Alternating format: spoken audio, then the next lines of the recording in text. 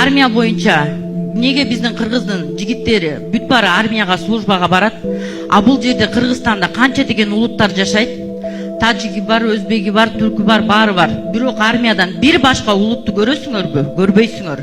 Эртеңки күнү ошол жерде Кудай сактасын, бир согуш же бирдеме болсо, Россияга окшоп жалаң өзүбүз калып калгандары качып кете береби? Ошонун баарын тең кароону суранам мен. Дагы бир вопросум. Мен бул вопросту ар бир ушул жерге чоңдор келген сайын көтөрөмүн. Надеюсь, ушу президентке жетип, может президент көтөрөт чыгар.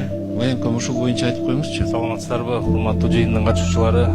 Панфилов район аскер комиссариатынан быйыл жылы бир казак улутундагы эр азаматыбыз армияга кеткен, калгандар орус улутундагыларды алып барганда республикалык кароодон медициналык кароодон өтүп атканда өтпөй калган. Көбүн алып барабыз, башка учурларда үй бүлөлүк шартына байланыштуу калып калып атат, себептен ата энеси ажырашкан болуп калып атат. Баланын ден соолугунан мүмкүнчүлүктөрү чектелген болуп атат. Мыйзамга туура келбей калат да алар кетирсек. Анан же атасы жок болуп калат, же чоң ата чоң энесине катталган болуп калат. Аларды мыйзам чегинде биз кетире албайбыз армияга. Ошон үчүн калып калышат.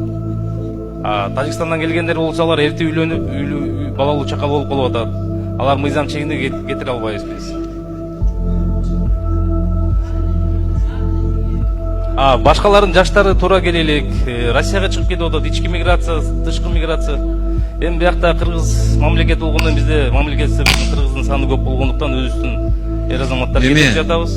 Мындай да, Кыргызстандын жараны, ар бир Кыргызстандын жараны аскердик милдет өтүүгө милдеттүү. Туурабы? Туура. Бирок анан жана сиз айтып аткандай, кээ бир шарттары болуп калганда ошондо гана ал кызмат өтөөдөн чектетилет. Башка учурда бардыгы тең барыш керек. Ал улутуна карабайт. Ал Кыргызстандын жараны болгондон кийин аскердик милдетти өтүүгө милдеттүү. Туурабы?